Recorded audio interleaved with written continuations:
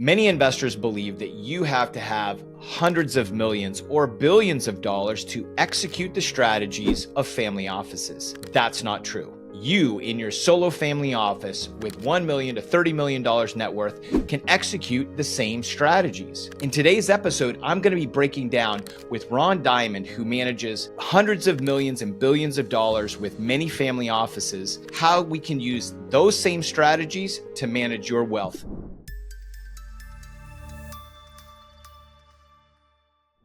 This is an episode that I have been looking forward to for a long time. I get the opportunity to interview Ron Diamond.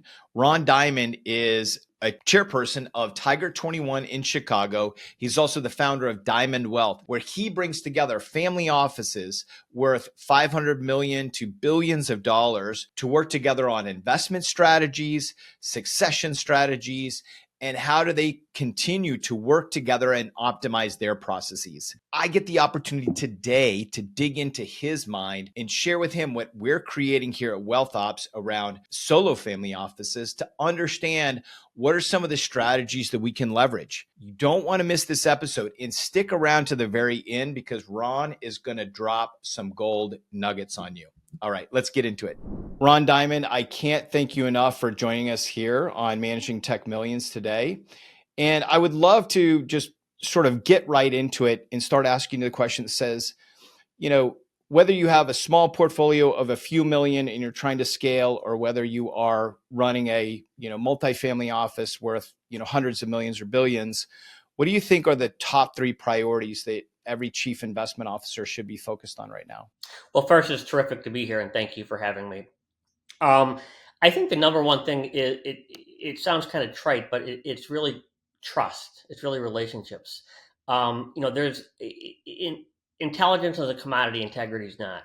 And I do think that you really need to find and surround yourself with people that are that have your best interest. I'll give you just a quick example. My accountant, his name is Saul. He's a very good accountant. There might be better accountants, but here's why I'm staying with him, and he is very good. When my taxes are almost due, he calls me, and he's more stressed out than I am. I have to calm him down. That's somebody that I want to work with. Right. So that's the main thing, is really the relationships that transcends everything else, who you work with, because there's a lot of very smart people. There's a lot of people who could find good deal flow, et cetera. That's the main thing. Excellent. And then what do you think other than that, sort of building off of that, how would you round out that top three? So if it's really finding the people with integrity, what are a couple other to follow on that? I think that it's commonsensical, but really listening. We're pretty good about, we've got one mouth and two ears, and we're pretty good about talking, but a lot of us don't really listen. And find people who have, who are in your position or maybe a little next level.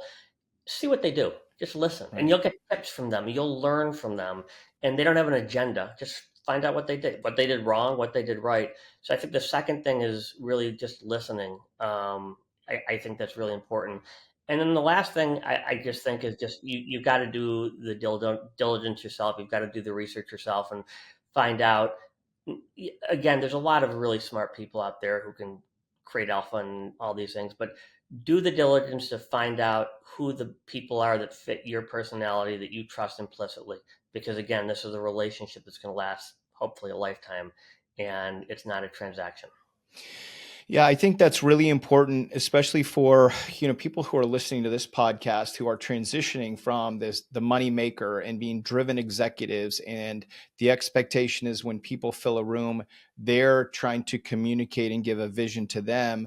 In this transition from money maker to money manager, there is going to be a learning curve. I know for myself, I walked out of managing orgs that were 100 people to now I'm sitting here at my desk trying to build relationships, trying to understand this skill set that I didn't have any formal training on.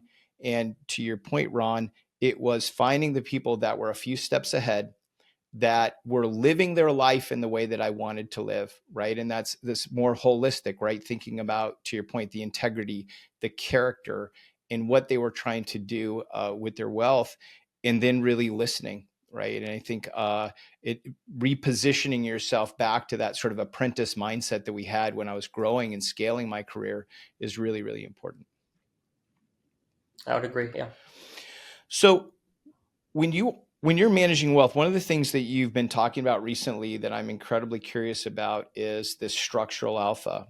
That Mm. seems to me that it's this, again, this holistic view to wealth when you're really thinking of your wealth, your family office as a complete business. Structural alpha is then not just what you're going to get from the investment, but what are all the other things surrounding it to ensure that you're maximizing, tax efficient returns.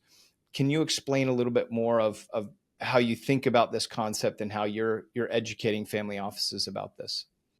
Sure. Well, let's say you invest in Citadel, which is a terrific hedge fund, and they're up 15%. How'd they do? They're up 15%. No, they're not. They're up 15% pre-tax.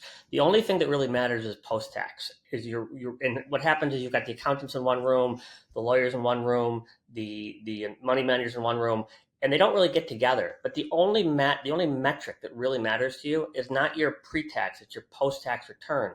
And Mm, very few people do that. Very few, they'll do the pre-tax returns. Maybe they'll do after fees, but they're not going to take into consideration the taxes.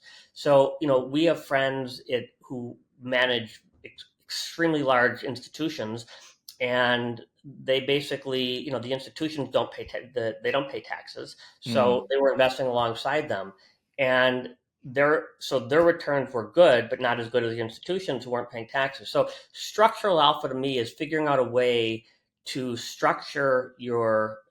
It could be with PPLI, which is private placement life insurance. It could be with different ways of doing tax loss harvesting, but structuring your things, because again, the only metric that should matter to an individual is your after tax return. Nobody or very few people focus on that.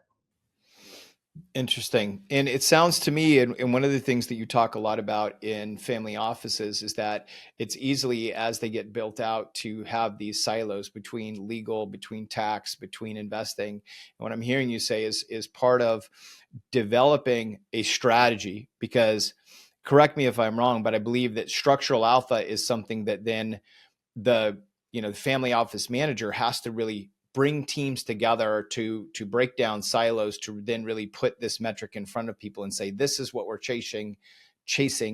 How do we effectively manage to that? Well, I'll give you it's a great question. I'll give you a perfect example. So private credit's probably the hottest asset class, certainly in family offices. It's throwing off 10 to 12% a year, fairly consistently, not a huge amount of risk. It's great bond alternative, but it's a horrible asset class from a Right. tax standpoint. So you might be getting 10% consistently, and that's what people focus on. But if you live in California or New Mm, York, you might be getting 6% after taxes. The right. 10% is a moot point. The 6% is the only number that really matters to you. So there's something called private placement life insurance. There's a guy, Michael Leapskin, who kind of created the industry. But basically, it's a tax wrapper. And basically, what it does is the value proposition is for 50 bips, 50 basis points. You don't pay income taxes. So Mm, you basically you've got about a 50 basis points drag per year, which is 9.5% in the example that right. I gave, versus 6%. That to me is structural alpha. And again, the only thing that should matter to individuals is your after tax return. Compounding things and being patient and not selling is Mm, really, really effective. One of the interesting things, I just did a podcast with somebody on Wall Street that they talked about the private equity space. And what happens is the private equity model today, and this goes right back to the example of structural alpha, let's say they buy your company, right? They look at right. your tech company, you've done really well, and they're going to pay X number of dollars.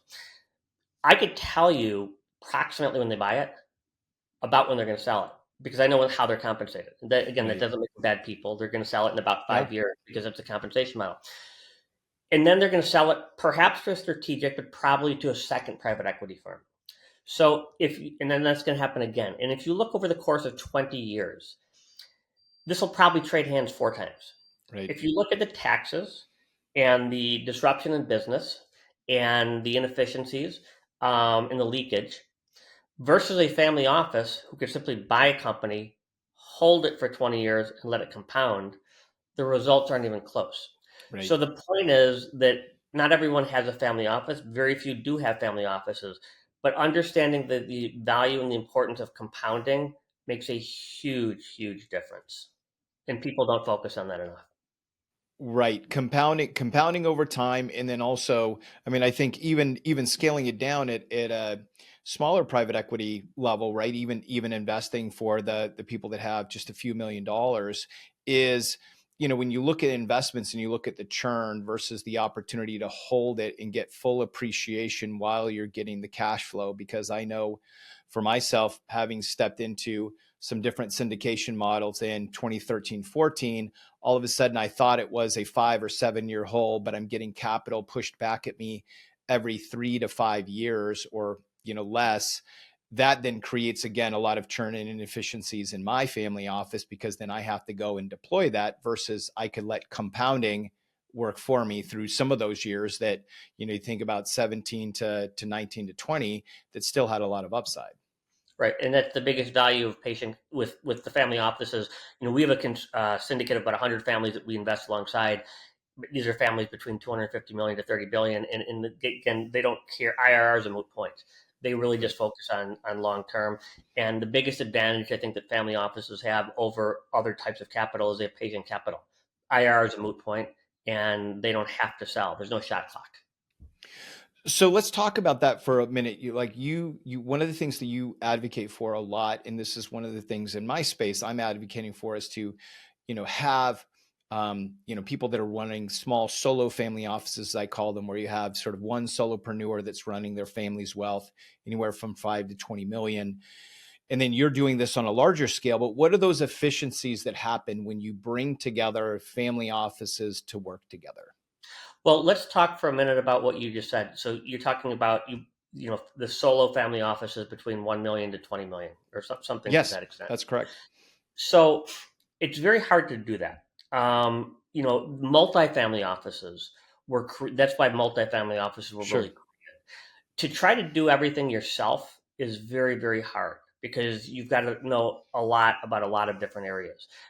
The multifamily offices were really created for people who were worth between 5 million up to 250 million. That's really because rather than paying for your own admin, your own lawyer, your own accountant, which Right. the families we work with do, you're splitting those costs. Hmm. So I think that to you call it a solo, I don't remember the term you use, solo, what was it? No, solo family office A where, solo, yeah, you've got to be careful about that because there's a lot of family offices even they've sold their company for $100 million, which is a lot of money.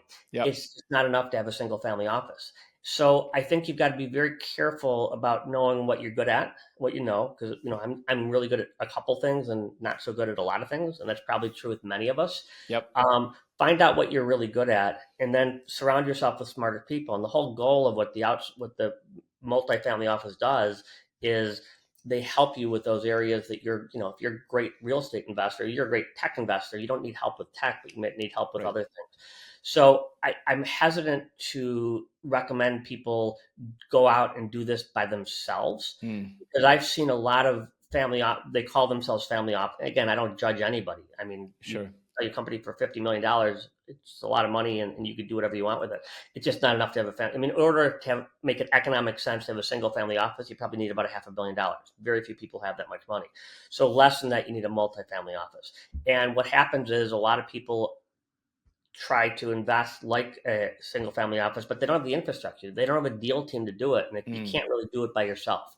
So if you're dealing with families, with a wealth of 1 to 30 million, which again is still a lot of money, it's very hard to do solo. You need to do this holistically. So what happened previously is you had the wirehouses, the Merrill Lynch's, Right. Bernstein of the world. Um, the issue with them is that they're not even fiduciaries, which is head scratching. That's why RIAs took off. RIAs are fiduciaries, and that the RIAs of the last 15, 20 years have grown exponentially. But the RIAs typically are helping you create alpha. They're looking at how to make money in stocks and bonds and different private investments.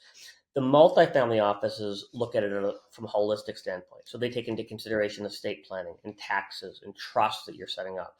So the goal is not necessarily to create the greatest alpha, which is important. Right. The goal is to do enough estate planning, get stuff out of your estate, do some wealth transfer and things like that. And from 1 to 30 million, you can, not at the scale, but you can certainly do these things. And I think that that's why working with a multifamily office at that number between $1 to $30 million is important. It's very hard to do by yourself, but the RIAs who have morphed into the multifamily offices, which is simply a holistic RIA, Right. that's really the sweet spot for the people in your audience. Excellent. And so, in part of that is to your point is just ensuring that they're getting that broad support around taxes and other things. And I just want to make sure that when I say solo, it's you have sort of an executive who's sort of transitioned to run the family office, but to your point, they're bringing in experts and other things to help them sort of manage that. It's not sort of like they're doing their own taxes or other things like that. Right. Got it. Yeah. Yep. So now, as we see some of this chop and this churn in the market, right? How do ultra high net worth families sort of protect themselves and their wealth during these market downturns? It's a great question. My background, when I started at Drexel Burnham and then I moved back to Chicago and started a hedge fund. So I remember when I was raising my hedge fund, and I went to one of the very wealthy family office. I was trying to raise $10 million from them. I was talking about the strategy that we're using and kind of here's what we do and here's what our track record is. And he didn't have his accountant in the room. He actually had his estate planning attorney in the room. And I'm 31 or 32 years old, so I don't understand. So after the meeting, I just said, Mr. So and so, with all due respect, why was I'm not being disrespectful, but it's like, why was the estate planning attorney in the room? Because in my mind, I'm like, he has no clue what I'm talking about. And then he kind of patted me on the back because he's twice my age, and he's like, the goal is not to be a billionaire. The goal is to be worth really nothing, but control as much as you can. And all trust and estate planning attorneys do is get things out of your estate. So Mm, the family offices, what one of the interesting things is the wealthier the family, the tighter they are with their estate planning attorney. So your estate planning attorney, I would argue, is more important than any money manager you're dealing with because he's looking at everything holistically. He looks at the whole picture.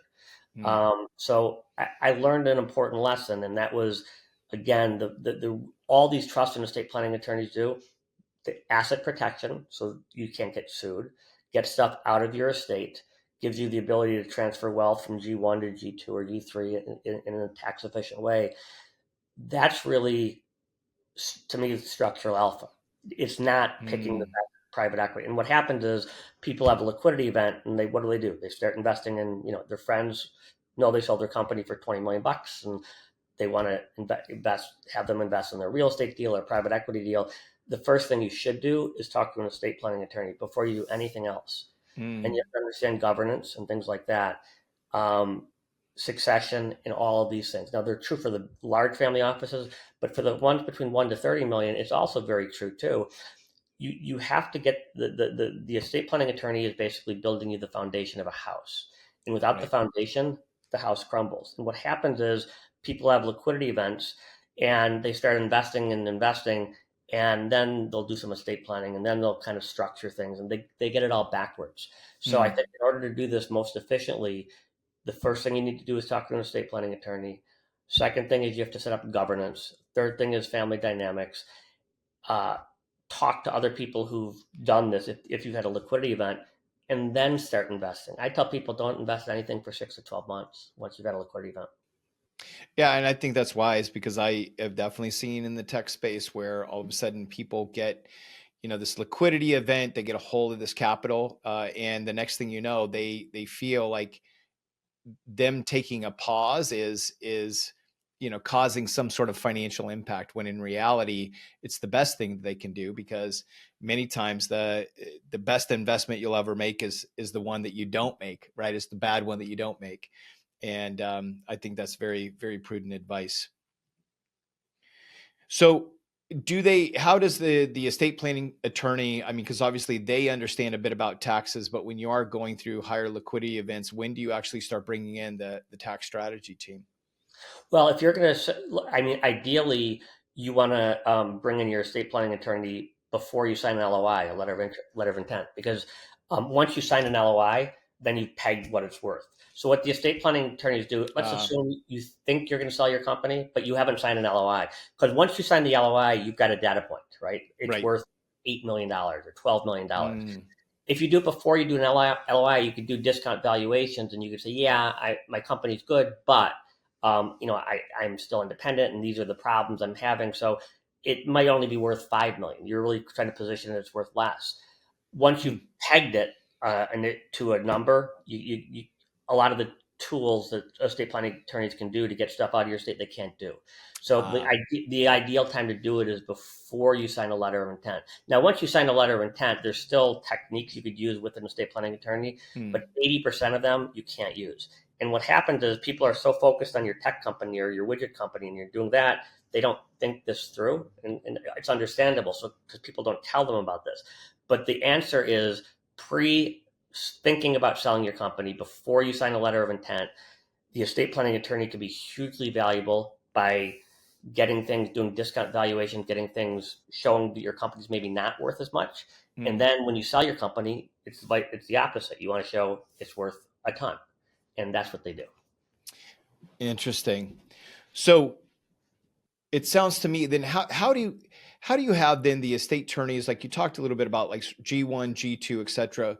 When in some of these processes do you start involving the other generations of the family? What have you seen as a um, sort of a benchmark? Is there an age, or is there a readiness when you start bringing in the next generation to some of these discussions? Right. It's a great question. So remember, I'm investing with billionaires. I'm investing with Sure. families between 250 million to 30 billion.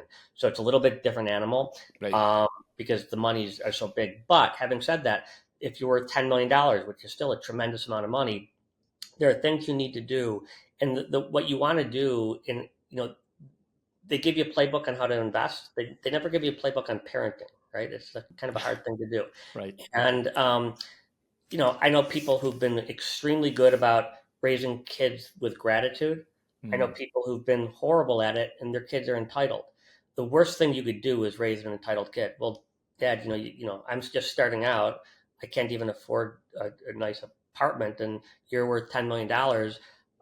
Can you put a down payment on a house for me, right. like they're entitled to it. And so I think that you need to stress that, and you need to have people understand, and it'll be better for the kids long term too, because if you just give them stuff and hand feed them stuff, Right. they're not going to have the grit that you had when your mom or dad or grandparents didn't give you a lot of money. So That's right. you had to figure it out for yourself. So I think it's better to do it. So it's really how it's raising your kids, and I would say you can do it as early age as possible, but it's going to be somewhat dependent on the kid, because sometimes there are some kids who have a higher EQ. It's not the IQ; it's the EQ. And if you explain something to them with a high EQ, they'll kind of get it. But if they don't have a high EQ, you might want to wait till they're a little bit older. But you can do it in their teenage years. Yeah, I think where the conversations that we are having with our kids at our age, and I mentioned before, right, we have a 12-year-old and two 10-year-olds, is just the fact that we're building a family business, and the family business will reward creativity and contribution, but it won't reward consumption. So that's sort of the way that we're laying out this framework that, hey, if you have an idea that you want to contribute to the family or you want to contribute to society, here's how we want to accelerate that and how you can partner with the family to get those things done. But we're trying to really plant the seed that this family office that we see it as passing off as a multi-generational asset will be something that will be there to augment contribution, creativity, and impact, but it will not contribute to or support anybody that's just into sort of a raw consumption model. Right, That's and you part of it. basically and you put guidelines. It's a great point. You put guidelines down. Here's what Dad's worked really hard, or Mom's worked really hard. We've created a nice lifestyle for ourselves. The money that we will help you with is medical, is Right. education. Um, maybe a down payment on a house down the road. That's what we'll help you with. And if you want to start a business, maybe we'll do that. That's what it's for. When I see a Ferrari or two Ferraris in an office, I can almost guarantee that it's not a successful family office. Mm, that's fascinating. It's a fascinating data point. How do you think, how does community and collaboration sort of play into this? Obviously you're one of the founding members of Tiger 21, I know, in Chicago, and are part of that sort of group, but there is something to be said of to your point, who do you surround yourself, the values, the character, and how does that help you as you are managing your wealth? In an ideal world, you want to be the dumbest and the poorest person in every meeting, ideally. So my father taught me something interesting. So my dad was a very successful banker, and he used to tell me that he could always tell he'd hold board meetings and 10, 12 people, and he could always tell who the attorneys are. The attorneys were the people in general who wanted to show that they're the smartest guys in the room. They know what to do. The entrepreneurs, sometimes they were loud and sometimes they didn't say a word. But their whole goal of the meeting was not to show that they're the smartest person in the room. They just wanted to find the smartest person in the room. And that's all I try to do. I'm pretty good at a couple things, but I try to surround myself with people that are a lot smarter than me in different verticals that I trust implicitly. And that I can't emphasize that enough. You have to trust them implicitly. But people who are smarter than me in tax, people who are smarter than me in venture capital, people that are smarter than me in real estate. I'm good at it. I'm not great at it. I know people who are great at it. So you have to take your ego, push your ego down, and say, look, to be around, to be in a group, to be in an environment where you are, I don't want to say intelligent, but you're dealing with people that are smarter than you in other areas Right. and wealthier than you. And also, the last thing I say is older than you, because I think, again, from an age standpoint, it's not that everybody who's older than you is more wisdom than you, but if you look at your own life, I'm guessing you're probably a little more wise than you were when you were 20 years old. And I Sure. think that that's true. So those are what I try to do is older people, wealthier people, smarter people, and listen and don't talk so much. That's all I do. It's not complicated. And would you say that it's because of those practices that's helped you, have success in the wealth management business? Yeah, it's 100%. I mean, look, when I started my hedge fund, I had no clue what I was doing. I started my career at Drexel Burnham, and Drexel was the most profitable firm on Wall Street, and they imploded. And I was so disillusioned with what happened. I just said, didn't consider myself an entrepreneur, but I came back and started a hedge fund before I really knew what I was doing. And we just started with a couple million, and we kind of ended up growing it. And we actually did well, but we also had some tailwinds behind us. And again, it comes back to ego, right? So I'm smart enough to know that I wasn't that smart. In other words, if I took my exact same strategy that I ran in the 90s, it wasn't that hard to make money. And so we had tailwinds behind us. Most people don't take into consideration the fact that usually there's an element of luck Right. in anything they do. And in my case, had I run this in a different decade, I would have still done fairly well, but I wouldn't have done nearly as well. So taking that into consideration, understanding, taking your ego, and the ego, the biggest obstacle to most, whether you're worth 5 million or $5 billion, the biggest obstacle to most of us is our ego. And Mm. again, we have to be able to suppress that and realize that you don't have to be, if you want to really succeed, you have to surround yourself with people that are smarter than you and know more about you, because there are people that know more about me in every aspect. Maybe I'm fairly good at running a hedge fund, but in private equity and venture capital and real estate and estate planning, whatever, I don't want to be the smart. I don't want to show that I'm the smartest. I just want to surround myself with people that are smarter than me and guys like Saul who gets more stressed out than me when my taxes are getting close. Right. Right. Who cares more about some of that stuff than you I do? literally have to calm Right. him down. I'm like, Saul, it's going to be okay. And again, he's a great accountant. Yes. Is he the absolute best accountant in the country? Probably not, but he cares, and that makes a huge difference. That's right. That's right. He's going to help make sure you're successful. So, what do you think? What is a financial trend or something that you're seeing in the market today? Right. I know there's obviously, in technology we see a ton of hype around AI, and other things. Where do you see some interesting trends that you have your eye on for the future? Well, I gave a lecture at Stanford, and the professor who spoke right before me had a picture of a fire, a picture of a wheel, the word internet, and the word AI, artificial intelligence. Hmm. And what he said was, and this is what I believe, that as transformative as fire was to mankind, and then the Yep. wheel, and then the internet. This is how transformative AI is going to be. So we don't. I don't invest. I'm not smart enough to know which AI companies are going to do, but I am smart enough to know that this is fundamentally going to change how the world exists. So in 1995, um, I didn't pick the great internet company. I might have put money in Netscape rather than in a Facebook. Right. So basically, you're trying to find the right company. So I understand from an standpoint, this is clearly the trend, and it will fundamentally change investing, and it'll fundamentally change every aspect of our lives. But I'm not trying to say, you know, pick which individual AI company to invest, because 9 out of 10 are going to go to zero. All I know is that the trend is there. So we look at things from a macro standpoint, not from a micro standpoint. Interesting. And so do you then would you then be open and look at a fund type approach, or is your when you think about investing, are you looking for more companies that are coming out, sort of post IPO when they actually get into the market and they actually have a business case, they have customers and growing revenue, or is venture capital investing something that is of interest to you? Venture capital is something that is of zero interest to me and should be of zero interest to everybody unless they're a venture capitalist. So it's Hmm. the hardest asset class, right? I mean, Right. if you're in the top decile, it's great, and you see it in your world in technology. Everything sounds great, whatever, but it's really about execution, right? And you have to. I'd rather find a great jockey with a good technology than a good jockey with a great technology.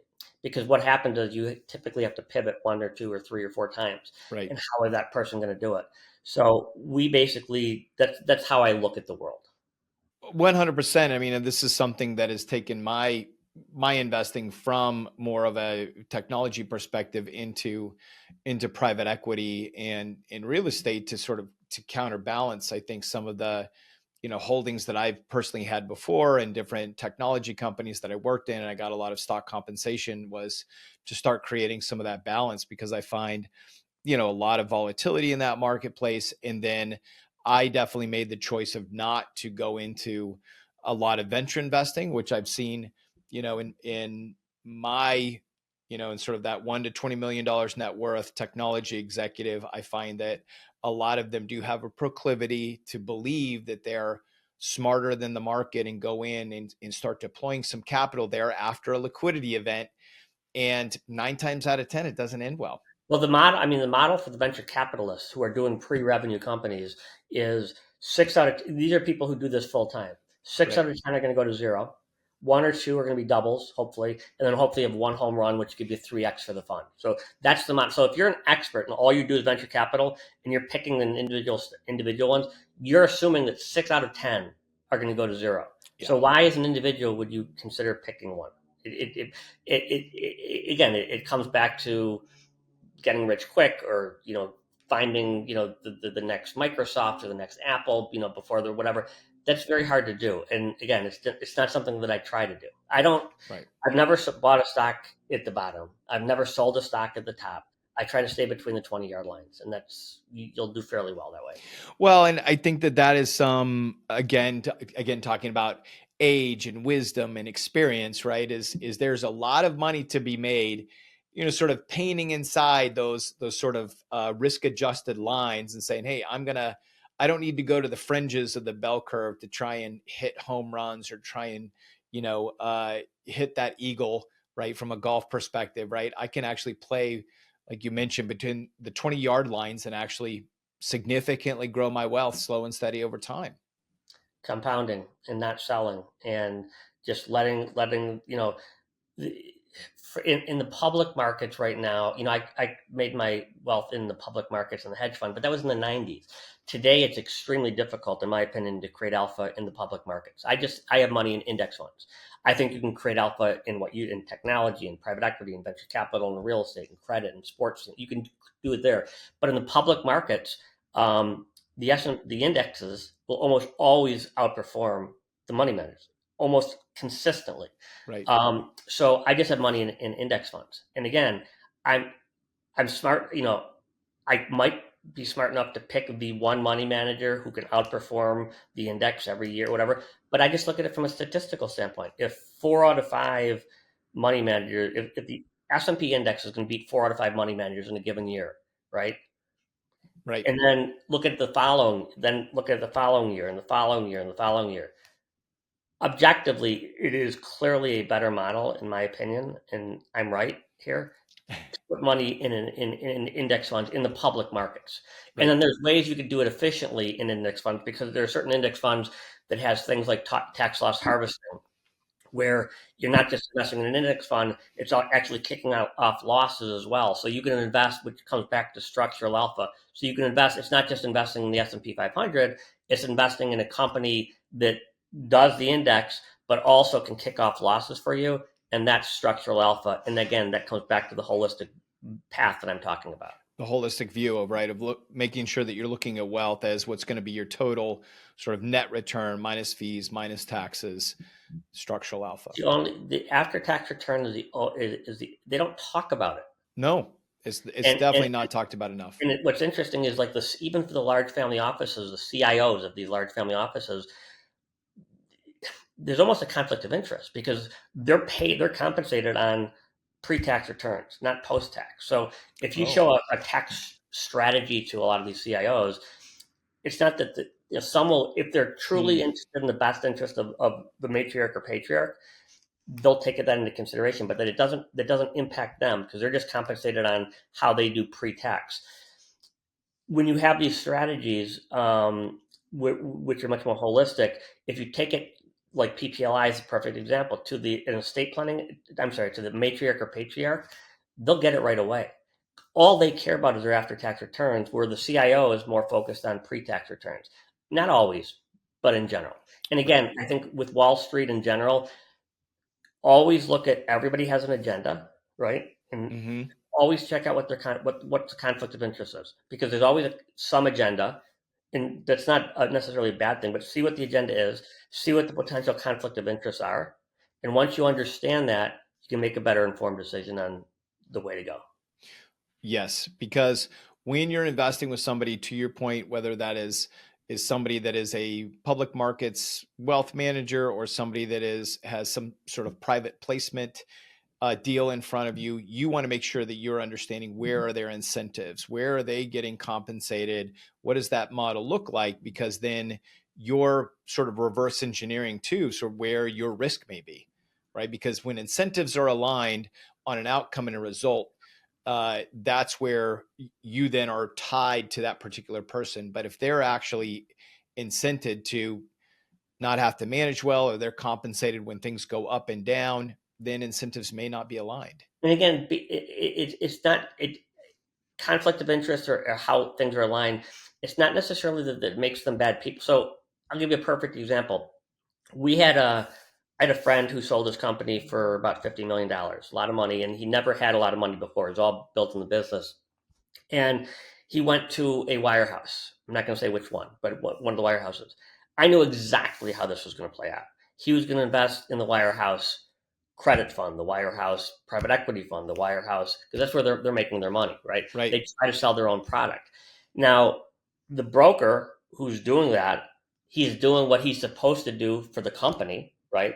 He doesn't make him a bad person, right? Because he's doing what the company says he should do, and they're not bad investments. But he's not going the extra layer and saying, well, in private credit, Monroe's is probably better than our firm in this, or Right. in private equity, this firm is probably better in this. So they've got to take that into consideration. So always understand the alignment of interest, the potential conflicts of interest, and the agenda. And once you do that, you can make much more informed decisions. That's so good. How do you see the family office model evolving now over time? I mean, where do you see it going sort of in the next 10 years? I know this is part of things that you think about a lot. Yeah, no, it's a great question. It's going to drastically change how companies are financed and how a lot of these real world philanthropy, how these real world problems are solved, which is really my North Star. So right now in family offices, and again, um, you need, in order for it to make economic sense to have a single family office, you need roughly $500 million. So there's obviously not a lot, but there's currently about $10 trillion in capital in single family offices throughout the world. But over the next 20 years, we're about to experience the largest transfer of wealth in history. There's $124 trillion that's moving from the baby boomers to the next gen in the next 20 years. Largest transfer of wealth in history. So what's going to happen is you're going to have huge amounts of money, right? And in general, it's in inefficient hands because what happens is, at least in the world that I'm in, the family offices, they sell a company for a billion, $2 billion. I'll give you a perfect example. Ty Warner was a brilliant businessman. He created Beanie Babies, and Right. it was a phenomenon. And I remember going to the trade shows, and there were lines to get into the line to get into the line. He was a brilliant businessman. Well, what happened? He tried to buy the Four Seasons Hotel, and he got crushed. Mm, And that's driven, I think, by ego. So because you did really well in something doesn't mean you're good at everything or right. other things. And I think that's what you have to happen. So right now, how I see this playing out is private equity and venture capital disrupted the public markets. I'm running a hedge fund in the 90s, and you're running your tech company. Let's say you're public. If you've got to report to me every 90 days, there's no way you could have scaled your company the way you've scaled it because you want to Right. do R&D when you want to. And so public companies, the problem is you have to manage earnings every 90 days. Yep. So private equity and venture capital took off. It was a better model. 2% covers the overhead, 20% I make money if you make money. But here's what happened.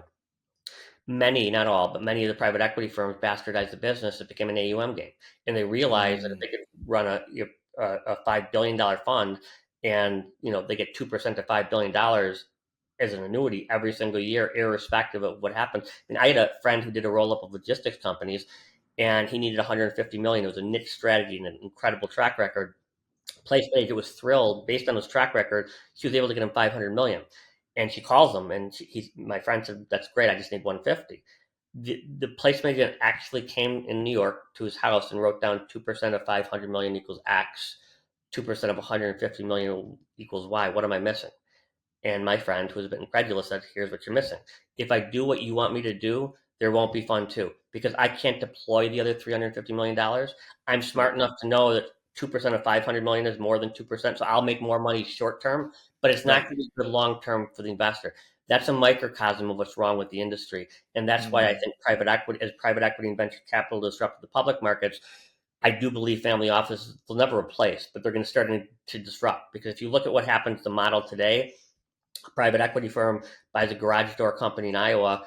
Like I said, I can tell you when they're going to sell it. They're going to sell it in 5 years, and if you so it's going to trade hands 4 times. And mm, where the family office has something called patient capital, they could simply buy it and let it compound. So the biggest advantage family offices have is they have something called patient capital. There's no shot clock, and again, that goes right. back to alignment of interest, how they're compensated. It doesn't make the private equity people or venture capital people bad people. That's just how they're compensated. You just need to know that going in. And that's why I think, to answer your question, the trend is going to be, if you're looking to sell your second, third, fourth generation in a business, and you're looking to make the most money, you will almost never sell it to a family office. It'll always be a private equity, right, firm. Right. But family office, where they will come in, is in 3, 5, 7, 10, 20 years. If you care about the employees and their relatives and you want the legacy, they're going to be more focused on the long term. And whereas a private equity firm in general is going to be focused more on making as much money short term as possible. In order to create alpha, you need to operate. And a lot of these private equity firms do something called financial engineering. So I could financial engineer any company and strip it and give it a lot of debt and make money short term, which will make me money, but not necessarily in the best interest for the company, medium or long term. So the people who are looking just to cash out right away, sell it to a private equity firm. If you don't care about whatever, Mm, sell to private because you'll make more money today. But if you're focused on what's going to happen to the employees and what's going to happen to the company 3 years, 5 years, 10 years, 20 years down the road, a family office model, I believe, is objectively a better model. Wow, that's really powerful, because then all of a sudden now you are having this patient capital buying what you might consider a legacy asset, where somebody is saying, I don't want this to be just a pure dollar play for me and my family. We've put our heart and soul into this for potentially multiple generations. Let's transition this over to a family office that then is going to continue our legacy, and Right. not And just cash us out. Then that's and a look, different player, right? and the reason is, what happened is, these private equity firms, it's become an AUM game, right? In not always, but in general. And these firms have become massive, and they're making their money on the, many of them are making their money on the 2%, not so the 20%, which is how they're supposed to make their money. So what happened is, because they have so much money, in 2018, 2019, we were looking to buy companies, and we loved companies. We were going to buy them. And then a private equity firm would come in and pay twice what we would pay. And it's like, it's crazy. Now, the reason they do that is, once they've raised the money, the private equity firm has two options. They can return the money, which they've done 0.0% of the time, or they can invest the money, and sometimes they have to invest it when it's overpriced. Alignment of interest. They've Right. got the money, so they have to invest it. I'm not going to give it back, right? Because then I'm not paid on it. And then, so I'm going to invest it, and I'll pay probably 1.5 times maybe what it's worth. Again, alignment of interest, understanding where everyone's coming from. Fascinating. It's such a great perspective and viewpoint to everything, Ron. I really appreciate that. So when you're thinking again of my audience who I'm talking to right here, what are some pieces of advice that you would give people thinking about growing and protecting their wealth in this current day environment? The first, second, third thing is the same thing that the large family offices do, which is find people that you trust implicitly. So what the largest family offices do is, the first, second thing, third thing they do when they're going to make an investment is, it's all based on relationship. They want to know who you are as a person. The fourth thing they'll find out is, what's your track record, what's your strategy, what's your investment thesis. That's flipped institutionally. The institutions want to know what's your 1, 3, 5 year track record. Then they'll kind of do some diligence on these people. For an individual who between $1 to $30 million, which again is still a lot of money, the first thing they need to focus on is the relationship, and they need to trust the people, because again, intelligence is a commodity. There's a lot of Right. really smart people. Integrity is not. So that's the most important thing. I can't emphasize that enough. Secondly, I think that learning as much as you can so you understand it. You're not going to be an expert in real estate Right. and venture capital and private equity, whatever. But once you've surrounded yourself with people that you trust implicitly, who are smarter than you in those verticals, and you're listening to what they're doing, and you listen to the mistakes that they've made, and you take your ego out of this. I mean, the biggest obstacle that most family offices have, biggest, is their own ego, right? I mean, just Wow. take your ego out of the equation, and just say, look, I these guys are smarter than me, these guys are richer than me, these guys are whatever, and they know more than me in this stuff, and that's what you really need to do. So I think you have to look at it from a holistic standpoint, take your ego and bring it down, and listen to people, find out, once you found, everybody has people they know implicitly that they trust. I would put money with somebody that I trust implicitly, that's got a good track record, versus somebody that I kind of trust that has got an incredible track record. And I think the mistake most people make is they would do the latter, not the former. And I think the former is the better model. How do you think, as you get to know different operators and you are, building this trust, how then do you think about, asset allocation, right? Is there a limit to what you're going to allocate to somebody who you trust implicitly? I'm sorry, you froze for a minute. Can you repeat the Oh question? yeah. I was asking about asset allocation. So if you know, like, and trust somebody implicitly, you have a good relationship. I'm sure there's also a limit to, what is the percentage of dollars that you're going to allocate to Yeah, that particular person. yeah. You want to have you want to your audience is between 1 to 30 million. Let's just call it 10 million. You want to have a diversified portfolio. I mean, real estate's done great, but you don't want to make a bet that you're so confident in real estate that 85% of your portfolio is in real estate, because if interest Right. rates go up, and you can see what would happen. So you want to have a diversified portfolio. Um, People understand, like, in order to create true wealth, right? to really crush it. What you do, you have a technology company. That's where you're going to make your money, right? That's where Right. you're going to get wealthy. You're not necessarily going to get wealthy by investing. The investing, it should give you a better than market return for what you do, right? So if the S&P is up 5 and you want to be up 6 or 7%, Right. but there will never be any investment that you can make ever Right. that can be better than what investing in your company. So having said that, that's where you're putting the bulk of your time and efforts and energy in what you do. The other things, all of these wirehouses and RIAs and multifamily offices, there's not that much of a difference in many of them. That's why I think trust is so important. Right. They're trying to beat a benchmark by a couple basis points, and that's what they're trying to do. So if you're looking to invest to get rich, typically that's a bad strategy. Right. The good strategy is to try to get rich in your own business, in your case, in your technology company, and that's where you make your money. And then you grow your assets and compound it through investing, Right. period. And people need to look at it from that lens. And we are Mm. so myopic many times, and we want to see the shiny object. And everybody's got friends. Oh, they invested in this. You talk to your friends at a cocktail party. They'll all tell you about these companies they invested in. They were here, and they're up 100x. All I can tell you is I'm fairly sophisticated and I've done fairly well, and I've had a ton of companies that have gotten crushed. And you just learn from these mistakes and just talk about it, because again, when you're listening to a cocktail party, everybody's making a ton of money. So it's you want to take the easy road out, and it's just not the way to do it. Well, and I think you're talking too about what I find is when people are transitioning from I've made my wealth in concentration around working for a company, I'm getting a salary, I'm getting significant equity compensation. Now they want to transition to managing their money. To your point, the returns aren't the bright shiny object. Like to your point, you want to get it so that you're compounding 1 or 2 points ahead of the market, that you're making sure that you're getting income off your portfolio so that you're not into some sort of a drawdown type of scenario, and you can ultimately let your wealth grow. That is a very measured, structured strategy, and not it's not an IPO moment, right? It's not. You can get rich by investing, Yep. but it's very hard to do that. You can typically, unless that's what you run a hedge fund or you run a private equity firm, you're going to get rich or wealthy in your own vertical, your own widget company, your own technology company, your own whatever company.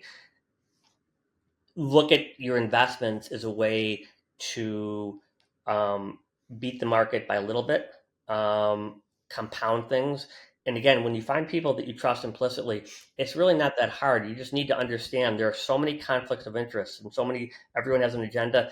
Just get back to the bottom line and find out what are the potential conflicts of interest. Insurance people are trying to sell you as much insurance as possible. That's how they're compensated.